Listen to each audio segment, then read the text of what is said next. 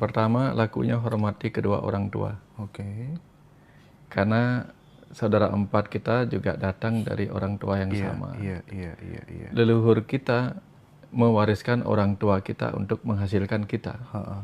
Jadi menghormati kedua orang tua adalah cara kita menghormati leluhur. Menghormati kakek nenek. Nah, kalau kita sudah connect-nya bagus sama orang tua kita, dengan jauh lebih mudah nanti DNA yang diwariskan orang tua kita kepada kita juga connect dengan kita, termasuk roh leluhur. Nah, itulah jalan bakti kepada orang tua kita. Itu laku yang paling sederhana. Ya, baik Pak Wayan, Pak Dr. Wayan Mustika, kita lanjutkan lagi obrolannya, menarik sekali. Pernah ini dibahas di The Mitos, tidak sampai ke Tuhan gara-gara terlalu menyembah, memuja-muja leluhur gitu. Iya. Menurut Pak Wayan, ini perlu dikasih perspektif gitu ya, karena teman-teman bingung gitu, dikit-dikit leluhur itu penting mana leluhur sama Tuhan gitu kan, juga leluhur itu apa gitu, perlu dikasih perspektif. Monggo. Iya. Pertama gini Mas, kalau saya nanti ke Jawa, ke Boyolali, minta izin nanti ada yang jemput nggak saya di sana Mas? Ada dong. Karena saya belum pernah ke Boyolali. Iya. Nanti ada yang jemput, berarti mudah-mudahan yang jemput juga kenal saya ya. Atau setidak-tidaknya saya pernah kenal lihat dia. Gitu ya. Kalau enggak saya pasti kebingungan. Jadi di alam Boyolali aja saya bisa bingung kalau yang jemput nggak saya kenal dan tidak kenal saya. Iya. Apalagi ketika pergi ke alam kematian, kita mau ketemu Tuhan yang tidak kita kenali, betul nggak ya? Ya, Tuhan mungkin kenal kita, tapi kita nggak kenal Tuhan yang mana kira-kira. Sekarang aja kalau kita bicara, oh saya kemarin ketemu Tuhan, dibilang halu kan? Iya. Nah, nanti kalau kita bilang, nanti kalau kita meninggal ketemu Tuhan, imajinasi kita tentang Tuhan seperti apa, Mas? Gitu. Sehingga paling gampang itu adalah kita bertemu dengan sosok ya, yang di dalamnya ada Tuhan, tetapi memakai tubuh energi yang pernah kita kenali sosoknya, yaitu para leluhur kita. Makanya di cerita perjalanan ke alam kematian tadi, di alam rekoleksi, kita diajak beradaptasi dengan lingkungan yang kembali kita datengin, yaitu alam kematian. Dengan rekoleksi itu kita merasa nyaman. Karena sebelum kita meninggal kan kita sudah terbiasa di alam sini kan. Lupa dengan alam sana. Supaya nggak membingungkan di alam sana, kita tentu akan terkoleksi dengan roh-roh orang yang pernah kita kenali. Nah, termasuk roh leluhur kita. Yang nanti akan membimbing kita ketemu di sana dengan siapa yang kita mau temui, gitu misalnya. Karena ketika kita bicara tentang Tuhan, di sini saja kita susah membayangkan. Betul. Kecerdasan semesta yang tak berwujud, tak bernama, tak berupa, ya, tak bisa disentuh, tak bisa dibayangkan, tak terpikirkan, begitu. Bagaimana susahnya kita membayangkan sesuatu yang tak terpikirkan. Nah, tetapi kalau ada roh leluhur, setidak-tidaknya ada guiding angel kita di sana. Gitu. Itu pentingnya. Ya, samalah dengan sekarang kalau misalnya tidak ada leluhur-leluhur kita. Leluhur kita yang pernah mewariskan kita budaya Nusantara, rumah-rumah kita. Lalu apa yang kita pikirkan tentang negara kita dulu di masa lalu? Karena leluhur kita nggak pernah menciptakan sesuatu buat kita yang kita warisi sekarang. Gitu. Nah, setidak-tidaknya leluhur kita, paling tidak ibu kita, bapak kita, kakek kita, nenek kita, pernah mewariskan ingatan dalam diri kita berupa wujud mereka, foto mereka. Nanti kan ketemu di alam sana jadi ingat kita kan. Oh, ini yang pernah menemui saya. Ya, sama dengan saya tadi sampai di sini, saya nggak tahu kamarnya Mas Hendra di mana, tapi ketemu Mas di bawah, masih ingat, oh ini Masnya. Gitu. Nah, ada yang ngantar ke sini. Kira-kira fungsi roh leluhur seperti itu. Siap. Tapi tidak semua roh yang sudah meninggal itu disebut roh leluhur. Artinya yang dalam kata penting ya, leluhur itu kan artinya luhur-luhur. Tidak semua roh yang meninggal itu roh leluhur. Karena kalau dia masih gentayangan, berarti kan dia nggak luhur. Roh leluhur itu artinya roh yang sudah mateng secara kesadaran, sudah luhur lah. Luhur itu kan artinya atas. Jadi kalau dia sudah memiliki kesadaran di atas roh-roh biasa, baru disebut roh leluhur. Nah, kalau kita masih hidupnya aja sudah nggak beres gitu, nggak mungkin nanti jadi roh leluhur. Paling jadi roh orang mati aja ya, tapi belum leluhur gitu. Kira-kira seperti itu.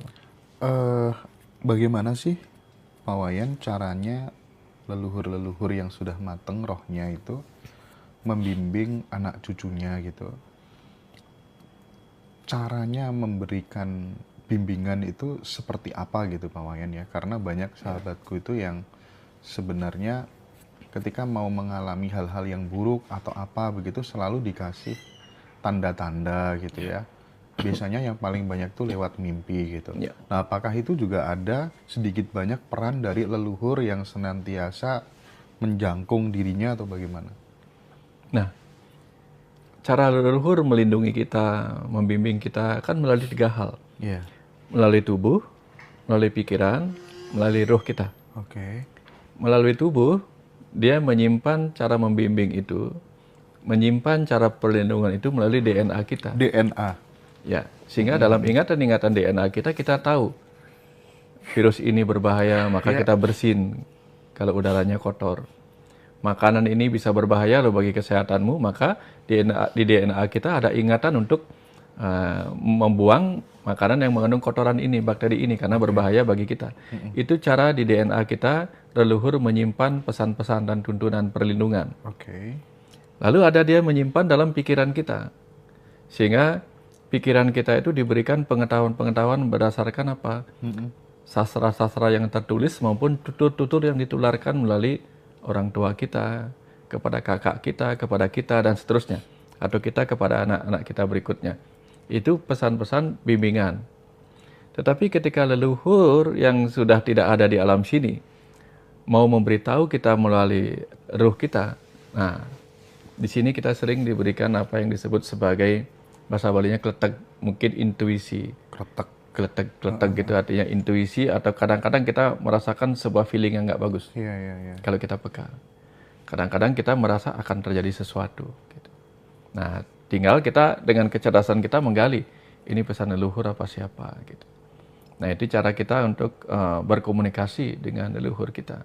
Jadi bisa berkomunikasi dengan tubuh kita, melalui tubuh kita. Kalau rasanya, kok saya nggak nyaman rasanya kalau makan ini ya, berarti leluhur kita mengingatkan, jangan makan ini. Dulu, kalau kamu banyak makan daging, kematianmu karena kebanyakan kolesterol gitu misalnya. Sekarang jadi nggak kepingin gitu. Terus bagaimana dengan orang yang sekarang suka makan daging? Diingatkan juga dulu. Dulu kamu kekurangan gizi. Sekarang banyak-banyak makan protein gitu misalnya. Nah, diingatkan cara begitu. Kita harus peka membaca tubuh kita. Membaca pikiran kita. Kalau ada orang menasihati kita, jangan-jangan itu nasihat leluhur dulu. Yang dulu nggak kita dengerin, sekarang harus kita dengerin. Dari siapapun datangnya. Nah, jangan-jangan itu titipan. Ini kita harus pakai, berandai-andai. Siapa tahu, lewat orang ini, leluhur sedang menitipkan pesan pengetahuan kepada kita. Atau cara inilah leluhur menyembuhkan kita. Kita harus peka. Artinya begini, selalu kita berpikir, leluhur itu punya cara banyak untuk bisa membantu kita. Kadang misalnya begini, saya pernah naik motor, tiba-tiba motor saya ditabrak sama orang. Gara-gara ditabrak, saya harus berhenti. Tabrakan itu nggak seberapa. Tapi alih-alih marah kepada tabrakan yang menyebabkan kerusakan itu, saya berpikirnya berbeda. Jangan-jangan ini cara leluhur untuk mencegah saya sampai di tempat yang di mana saya mungkin mengalami kecelakaan lebih parah. Saya selalu berpikir demikian. Kenapa? Karena tadi sebelum berangkat sudah berdoa. Wahai para dewa, para leluhur, mohon dijaga. Nah, kadang kan cara menjaga kita tuh nggak harus kita, nggak harus kita roh leluhur datang gitu kan. Kan jadi halu kita. Iya. Kadang harus dihentikan dengan cara fisik juga kita. Kalau Pak Wayan sendiri lebih sering mendapatkan bimbingan itu dari saudara empat, atau kemudian leluhur gitu, kakek-kakeknya gitu? Kalau saudara empat itu, karena saudara empat itu macam-macam lihatnya, bukan dalam bentuk wujud-wujud gitu. Oke. Tubuh juga saudara empat. Suara angin juga saudara empat. apa yang terjadi di jalanan juga saudara empat. Jadi mempersepsikan saudara empat wujud kembaran kita kurang tepat. Oh, bukan kayak gitu saya mau membayangkannya. Mereka hadir sebagai si A, ini bukan kayak gitu. Kadang suara angin itu memberi kita contoh nih misalnya, ketika suara angin kayaknya nih mau hujan gitu. Nah itu anggap aja saudara empat sebagai angin sedang beritahu kita untuk bersiap-siap. Kabar gitu ya. Ya. Atau ketika misalnya ada perasaan nggak nyaman di tubuh kita, kok kayaknya saya mau masuk angin ini. Berarti kondisi saya lagi drop nih. Berarti saya harus hati-hati dengan apa yang saya makan, saya minum dan sebagainya. Kita harus peka melihatnya, bukan seperti melihat saudara empat itu seperti ya makhluk-makhluk begitu, bukan. Ya. Ya, bagaimana dengan leluhur kalau memberitahu saya? Biasanya saya diberitahunya kalau lagi ngobrol begini. Contoh misalnya, Mas Hendra ngomong sama saya atau ngobrol sama saya, tiba-tiba saya bisa mendapatkan pengetahuan yang saya tidak pikirkan sebelumnya. Karena ada keterlibatan kecerdasan lain yang memberitahu. Jadinya saya kaget. Ini hal baru nih, saya harus catat dulu gitu. Itu contoh bagaimana saya ikut dibimbing dalam keterlibatan kecerdasan lain di semesta itu gitu. Yang Pak Wayan lakukan apa supaya kemudian bimbingan-bimbingan itu tidak terputus gitu ya? Kita tahu bahwa memang setiap orang itu punya peran sendiri-sendiri gitu. Tapi juga tidak salah kalau kemudian, aku pengen dong mendapatkan guidance seperti yang dialami oleh Pak Dr. Wayan Mustika begitu. Nah, salah satu cara yang bisa dilakukan untuk menghaluskan energi kita supaya kemudian guidance, tuntunan, keajaiban itu mudah terjadi, itu lakunya apa Pak Wayan? Yang pertama, lakunya hormati kedua orang tua. Karena saudara empat kita juga datang dari orang tua yang sama. Leluhur kita mewariskan orang tua kita untuk menghasilkan kita. Jadi menghormati kedua orang tua adalah cara kita menghormati leluhur. Menghormati kakek nenek. Nah, kalau kita sudah connect-nya bagus sama orang tua kita, dengan jauh lebih mudah nanti DNA yang diwariskan orang tua kita kepada kita juga connect dengan kita. Termasuk roh leluhur. Nah, itulah jalan bakti kepada orang tua kita. Itu laku yang paling sederhana. Terus tentu ketika kita berterima kasih, yang kita lakukan adalah berterima kasih juga kepada leluhur. Ya, karena leluhur adalah entitas Tuhan yang paling mudah kita bayangkan. Ya, guru-guru kan kalau di Islam Kang Abu kan sering sekali kalau berdoa itu berterima kasih kepada para leluhur, para guru-guru suci, para nabi, ya, para rasul. Itu leluhur. Ya. Ada leluhur secara genetik, ada leluhur secara fenotip. Apa itu leluhur secara genetik? Leluhur secara genetik adalah leluhur yang menurunkan DNA genetik tubuh kita. Leluhur secara fenotip adalah leluhur yang menurunkan sifat-sifat kita. Sifat kebajikan kita mungkin diturunkan melalui kita meniru ajaran kebajikan dari para nabi, para rasul, para guru-guru suci. Nah, seperti itu. Atau kita mendapatkan kesadaran karena mendapatkan mewarisinya dari apa yang kita baca atau kita teladani dari orang-orang yang memiliki kesadaran. Mungkin wujud terima kasihnya itu dengan mendoakan mereka. Parameter bahwa kemudian kita sudah benar-benar bisa baik sama orang tua mungkin ya memudahkan segala urusannya, suka berbagi, memberikan yang disukai. Betul. Gitu ya Pak Wayan ya. Betul. Nah, lagi-lagi kalau kita ngomong soal leluhur gitu, ada ungkapan kutukan leluhur gitu. Nah, kutukan leluhur gitu. Bener nggak sih ada kutukan leluhur gitu Pak Wayan? Ya. Kutukannya mungkin leluhur dulu pernah menyimpan sesuatu buat kita gitu. Tetapi ketika kita tidak menjaganya dengan baik, apa yang terjadi gitu. Nah, contoh, saya sering pakai contoh begini. Leluhur kita, kakek nenek kita, mungkin ingin masa depan kita menjadi baik. Cukup terawat lah. Kemudian disiapkanlah kita mungkin tanah sawah. Disiapkan, ditanami kita mungkin pohon kelapa. Beberapa puluh pohon kelapa. Yang nanti ketika kita sudah lahir dan remaja atau memiliki kebutuhan hidup, nanti buah-buah dari kelapa itu akan memberi kita kehidupan. atau sawah itu kita bisa olah memberi kita kehidupan. Tapi misalnya sawahnya dijual, kemudian pohon kelapanya ditebangin, akhirnya yang terjadi apa? Kita nggak punya sesuatu yang kita pakai untuk menghidupi, malah sibuk lagi mencari penghidupan baru. Nah itu dari segi duniawi. Leluhur juga mewariskan kita kebudayaan. Apa tujuan leluhur mewariskan kita kebudayaan? Karena para leluhur dulu, budaya kan hasil akal budi. Itu pasti bermanfaat bagi kita sekarang. Kalau nggak kita rawat, hancur kita. Nah, orang Bali menyadari hal itu. Maka dia merawat adat budayanya, tradisinya, seninya. Dan apa yang terjadi ketika mereka merawatnya? Pariwisata datang ke sini. Ya enggak? Coba kalau misalnya Bali tidak merawat semua itu. Hilang kekayaan adat istiadat tradisi itu. Apa yang dicari orang ke sini? Karena pantai yang indah ada di mana-mana. Taman-taman yang indah ada di berbagai tempat di belahan dunia ini. Ya, pulau-pulau yang indah ada lebih banyak lagi di sini. Tapi apa yang indah yang dimiliki Bali yang tidak ada di tempat lain? Adat dan tradisi. Adat dan tradisi. Itu yang diwariskan leluhur. Kalau itu dihilangkan, apa yang terjadi? Iya, betul. Bayangkan kalau di Jawa tradisinya dijaga. Di Sumatera, di Kalimantan, semua tradisi dijaga. Yang tidak ada di tempat-tempat lain. Nah, orang kan suka mencari sesuatu yang dia tidak punya. Orang negara lain akan pergi ke Indonesia, pergi ke Nusantara, mencari apa yang dia nggak punya. Itu bisa dijual dalam bentuk atraksi yang menghasilkan kehidupan ekonomi, betul nggak? Iya. Nah, warisan itu yang kita kurang jaga. Nah, pada saat terjadi COVID, Pak Wayan, apakah kemudian menjaga warisan leluhur dengan upacara segala macam itu berkurang di Bali?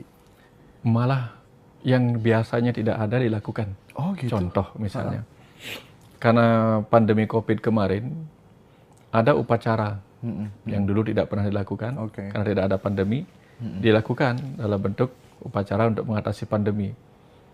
Ya, ada istilahnya upacara nangluk merana gitu. Ada lagi upacara yang namanya, saya lupa namanya itu. Ketika kita diserang pandemi itu ada upacaranya itu. Menetralisir kembali energi-energi di alam semesta. Karena gini, ketika kita tidak bisa mengolah materinya berupa virus-virus itu, kita bisa mengolah energinya, atau kita bisa mengolah kecerdasannya. Energi apa yang kita bisa olah? Setidak-tidaknya energi semangat hidup kita. Oh, Kuta itu sepi, Mas. Sekarang Mas Hendra bisa lihat jalan Bagong Sari ini ramai malam-malam. Pas pandemi itu jam 7 malam itu sudah kayak jam 1 dini hari. Mati total. Iya, saya keliling Bali kok waktu itu. Iya, benar-benar kan Mas Hendra? Jauh sekali bedanya. Tetapi apa yang terjadi kemudian? Kita melihat dengan sudut yang berbeda. Oh, ini harus kita jaga. Bahwa apa? Bali tidak bisa mengandalkan pariwisata. Harus mengandalkan sesuatu yang lain, yaitu agraris kita. Gitu. Oh. Ya. Seperti itu, Mas. Ini hanya jeda sesaat saja. Baik. Jadi itu tentang apa tuh namanya, kutukan leluhur, tentang eksistensi leluhur gitu. Karena banyak yang bertanyakan, jangan-jangan kita nanti nggak sampai ke Tuhan, gara-gara mentok di tataran leluhur aja gitu kan ya. Orang leluhur nanti kan juga mau ke Tuhan. Nah, oke, udah terjawab ya sama Pak Dr. Wayan Mustika ya. Nah, Pak Wayan, sekarang aku pengen memfollow up tadi, kita ngomong soal COVID tadi ya. Oh ya. Ada perspektif yang mungkin ini nggak tahu bentuk kehati-hatian atau apa gitu ya. Banyak hal ganjil yang ganjil gitu ya di saat peristiwa COVID kemarin gitu, sehingga muncul ada yang mengatakan COVID adalah Certificate of Vaccine Identity Digital gitu ya. Terus nanti 19-nya itu dikaitkan dengan IA gitu ya, IA gitu. Nah, WHO mengontrol tubuh manusia gitu. Itu bagian dari desain Rockefeller Foundation gitu ya. Terus kemudian nanti arahnya adalah ketika semuanya sudah ke listrik, mobil listrik, semuanya serba aplikasi digital gitu. Kita bergantung kepada internet ya, yang internet itu punyanya sana gitu. Ya. Terus suatu saat internet itu kemudian di shutdown gitu ya, seperti yang terjadi misalnya di Estonia kalau nggak salah gitu ya. Nah, kita nggak bisa berbuat apa-apa lagi, udah nggak apa-apa, kami jadi budakmu nggak apa-apa gitu. Nah, ada kekhawatiran ke sana gitu. Yang tentunya ini, misal kalau kita dengar apa yang disampaikan sama Komjen Dharma Pangrekun gitu ya, itu tuh hampir semuanya terjadi semuanya. Habis ini ke listrik, seterusnya gitu. Kayaknya benar-benar akan mengarah ke sana gitu. Nah, kita kan muncul kadang kecemasan, ketakutan. Oh iya ya, gimana menghadapi itu semua dalam kacamata spiritualisme bagaimana, Pak Wayan? Kalau saya, tiap orang kan punya hak untuk berpikir kemanapun. Oke, siap. Berpikir menjangkau seperti itu boleh-boleh saja, tergantung bagaimana basicnya gitu. Oke. Karena saya basic saya orang kedokteran, tentu saya akan berpikir ala orang kedokteran. Oke. Bahwa COVID ini terjadi itu sama dengan flu Spanyol di masa lalu, 100 tahun yang lalu, 1908 kalau tidak salah itu, 1928. Ketika flu Spanyol terjadi, banyak juga korban gitu. Zaman itu banyak yang meninggal gitu. Terus vaksinasi influenza itu sudah sering saya temui. Bahkan jauh sebelum COVID itu, selama praktek itu kan saya sering ketemu orang-orang bule itu pakai dia buat surat bahwa dia vaksinasi influenza. Sementara di Indonesia kita nggak pernah vaksinasi influenza. Di sana mereka pakai karena influenza di sana itu mematikan. Mungkin karena faktor dingin juga kan. Nah, jadi banyak orang meninggal di daerah-daerah musim dingin, baru musim dingin itu meninggal karena itu. Sehingga di Indonesia muncul. Dulu pernah ada SARS, ada MERS ya. Itu memang sesuatu yang biasa dalam dunia kedokteran. Ada Ebola pernah, ada antraks. Jadi dalam dunia kedokteran bagi kami pandemi itu biasa. Biasa dalam arti ada masanya virus tertentu, bakteri tertentu bisa berkembang gitu.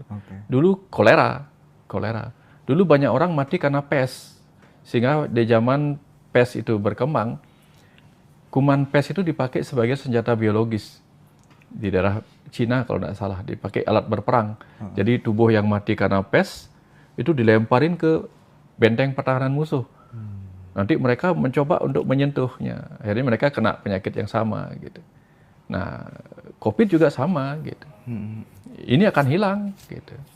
Tapi nanti akan ada muncul lagi virus-virus yang baru seiring berkembangnya berkembangnya dunia.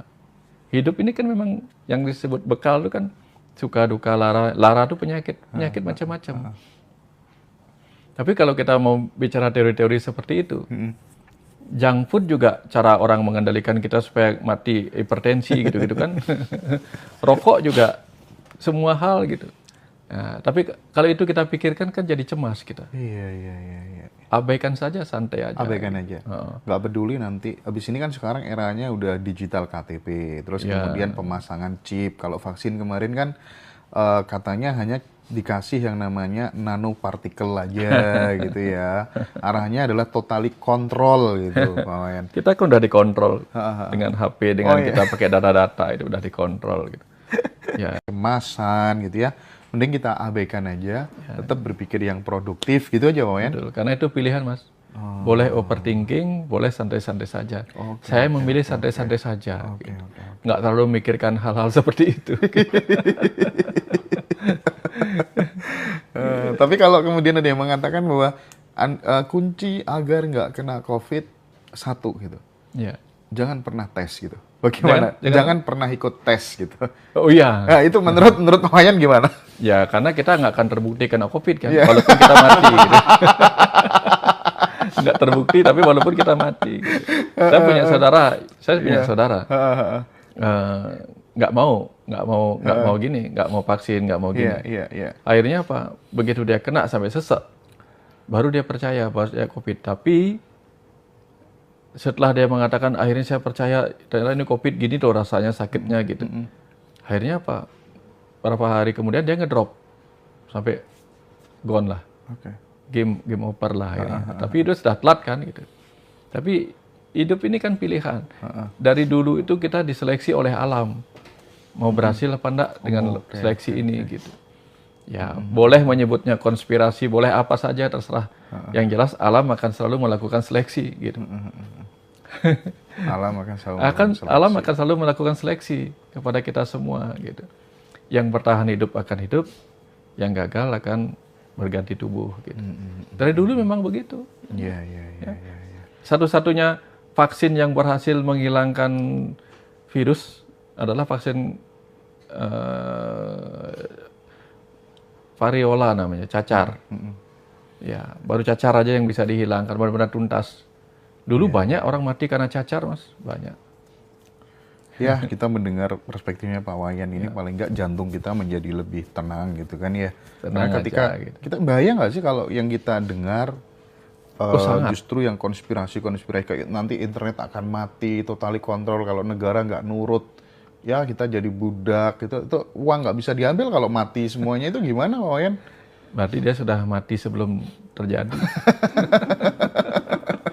Pilih mau mati ketakutan apa ini, apa santai aja gitu. Oke. Ya. Lagian andai kata iya gitu, kita mau ngelawannya pakai apa juga gitu kan ya? Yang melakukan itu juga akan mati. Yang melakukan itu juga akan mati gitu ya. Iya nggak? Iya. Misalnya siapa, negara apa? Ya orang yang presiden di negara yang melakukan itu misal juga akan mati, sama aja gitu. Nggak ada yang bisa bertahan dari itu. Jadi mau kita disesatkan dengan yang namanya farmasi atau apa, wis pokoknya jangan atensinya jangan ke sana gitu ya Wayan. Kita punya pilihan. Kalau nggak mau ya jangan. Ini ada obat ini, ada obat ini, ada obat ini. Kalau kita nggak mau ya jangan. Oke. Ya. Nah, ini ada satu yang menarik ini. Sebelum nanti kita geser ke Pak Putu, rata-rata orang atau guru spiritual melakukan pembenaran tentang Tantra Bhairawa. Ya. Jadi hubungan ganti-ganti dengan murid-murid, dengan siapapun, asal suka sama suka, itu tidak masalah gitu ya. Nah, bagaimana dari sudut pandangnya Pak Dr. Wayan Mustika melihat ajaran Tantra yang kemudian menjadi polemik gitu, perdebatan gitu? Ya. Yang paling terkenal dari Bhairawa Tantra itu adalah Bhairawa ya, bukan Bhairawa Tantra ya, Bhairawa. Yang sering disebut ajarannya yang utama itu adalah Pancama Kara Puja.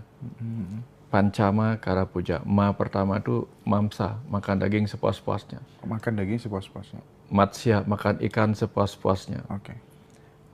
Madya, makan minum arak sepuas-puasnya sampai mabuk.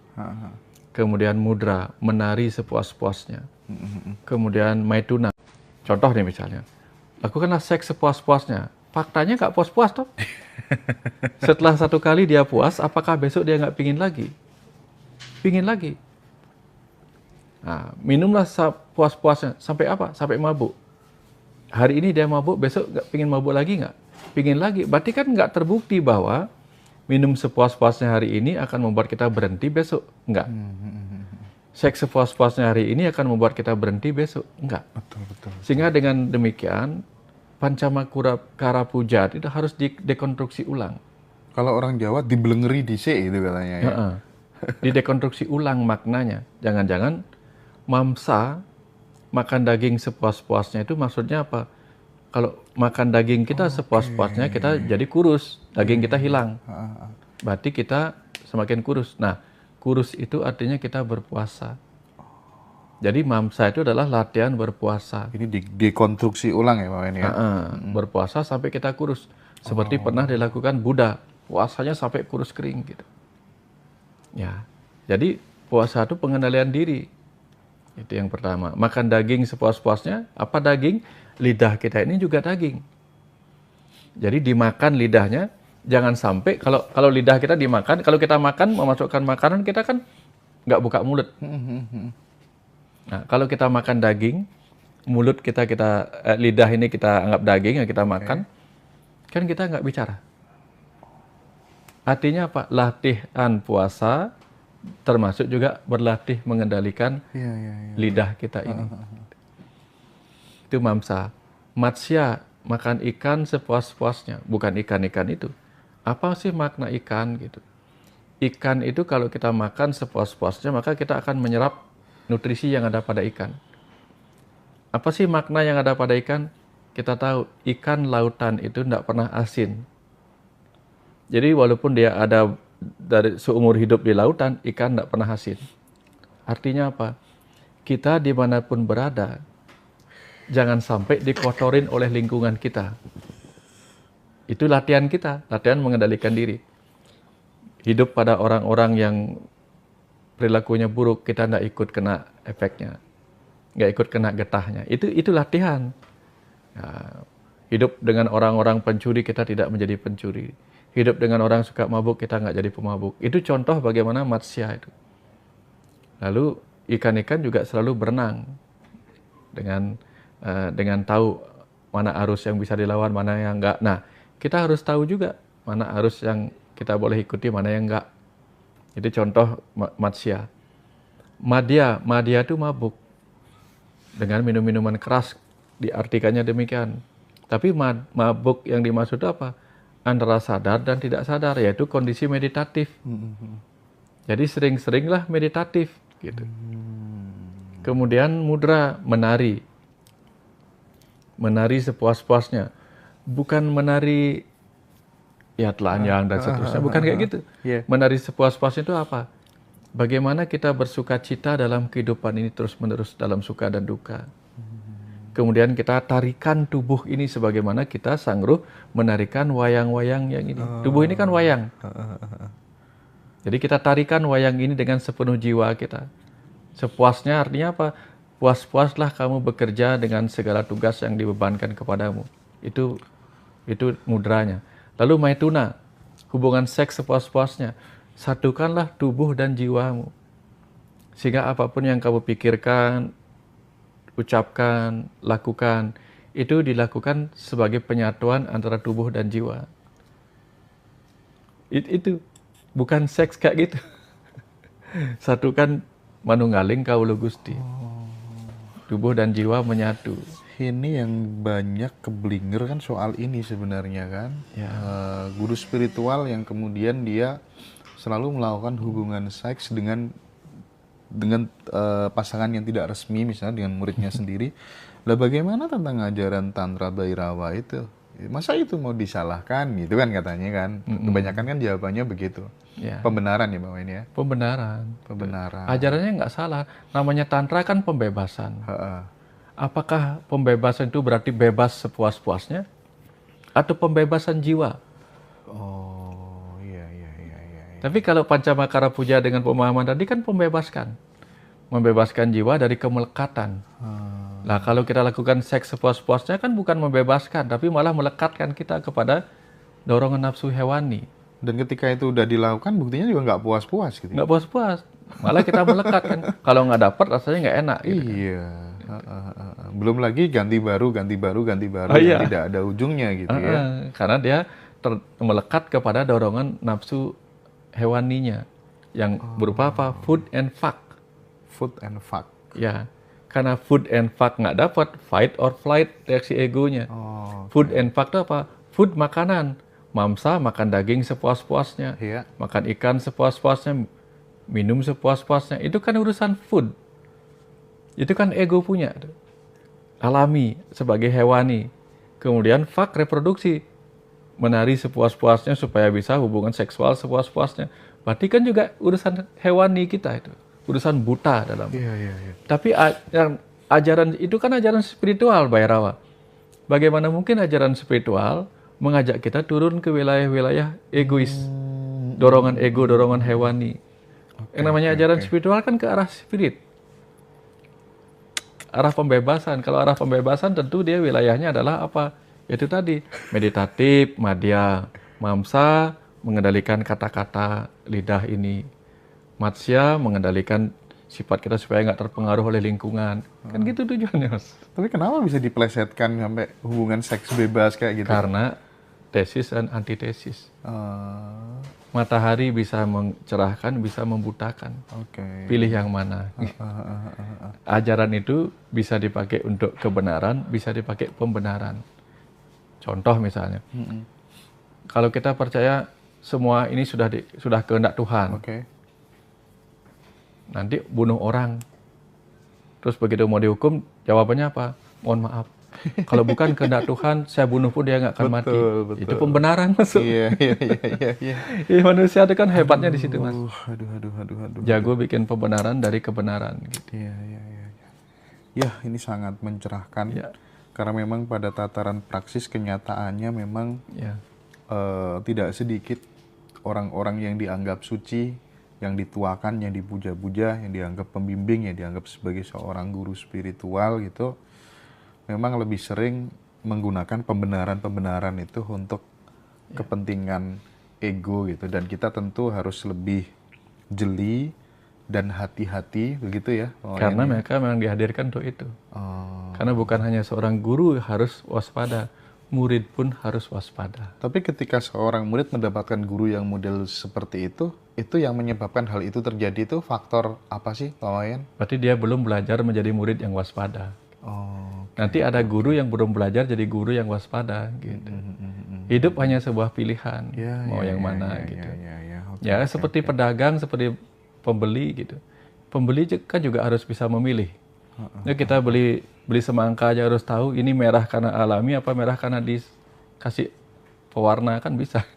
Bukan karena memang vibrasimu ya masih sebatas itu gitu. Kamu dapat guru kemurungsung ya karena sebenarnya kamu masih kemurungsung kayak gitu, gimana? Oh ya, cocok juga. Itu benar juga ya? Cocok juga. Oh. Ya, cocok juga gitu. Karena orang yang ingin belajar kewisesan, kesaktian, dapatnya yang model begitu. Oke. Sukanya di situ kan, dapatnya di situ. Track ya, Wayan ya? Track. Oke, sip. Baik. Wah, obrolan yang sangat dahsyat, sangat keren dari tadi sama Dr. Wayan Mustika. Teman-teman di TikTok pada girang semuanya, Pak Wayan. Terima kasih banyak. Sama-sama. Sekali lagi terima kasih banyak. Banyak hal yang baru kita dapat. Thank you. Sehat selalu, Pak Dr. Wayan Mustika. Sekali lagi teman-teman yang mau mempelajari lebih dalam lagi pikiran-pikiran besar Dr. Wayan Mustika, kami menyediakan buku-buku beliau dari Jendela Rumah Semesta, Wayan ya. Buku yang bisa dipesan banyak sekali. 3 yang paling diminati banyak teman-teman, ada Kan Dapat, ada Dialog Rahasia, dan Perjalanan ke Alam Kematian. Nah, itu bisa di WA ya, di bio atau di kolom deskripsi YouTube Ngadi Roso. Sekali lagi, banyak yang mau beli bukunya. Oke, sip. Tanggal 11 Pak Wayan di Boyolali ya. Siap. Acara bersama Bos Niko, Guru Gembul, Pak Kojim, Ahmad Kojim, Siwa Ambara, Mbah Gatot, pokoknya top lah ya, narasumber terbaik Ngadi Roso, saya kumpulkan jadi satu di Boyolali. Kita ngumpul semuanya teman-teman, gratis yang mau hadir di sana ya. Terima kasih, sampai jumpa Pak Wayan. Matur suwun, matur suwun. Sampai ketemu lagi. Sip. Pak Putu. Pak Wayan makan dulu dong.